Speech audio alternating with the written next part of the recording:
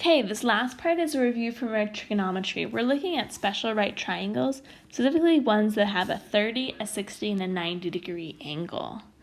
Recall, if we had this 30, 60, 90, across from the 90-degree angle, or the hypotenuse, will always be 2 times that value of x.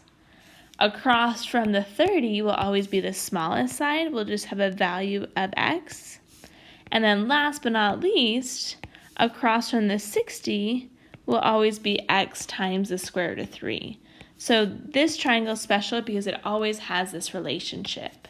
When you're trying to solve for sides here now, you want to ask yourself, okay, well in this first photo, we have one side labeled, we've got an 8, and that's across from the 30 degrees. So if we look at that picture up above, that's like our x here. Right? So x is going to equal 8, and that will help us find the values of the other two sides for a and b. In this case, a in our picture is like the square root of 3 times x. And in this case, if x is 8, we're going to have square root of 3 times 8, or you could write that as 8 square roots of 3, which is going to be what our a equals. Okay, if we look at b, that's like the side that's 2 times x, right? It's across from the 90-degree angle, it's the hypotenuse. So in this case, we're going to do 2 times 8. So we'll get b equals 2 times 8 is 16 for the other two sides. Okay, let's look at this next triangle.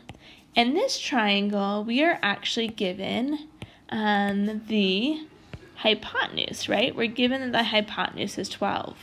So that's like the side in the picture up above that's like 2x. So if we wanted to actually solve for x, which we're going to need for one of the sides, we're going to have to divide both sides by 2, and we get that x is actually equal to 7. That's going to help us with the side that's across from 30 degrees. So this side over here, IR on the right, is like x. So that's going to be that this side length is 7. This top one, if we look at our photo, is like the square root of 3 times x, because it's across from the 60. And if we found out that x is 7, we're going to do square root of 3 times 7. So this side we can rewrite as 7 square roots of 3 for that side ti. And you have solved for the other side.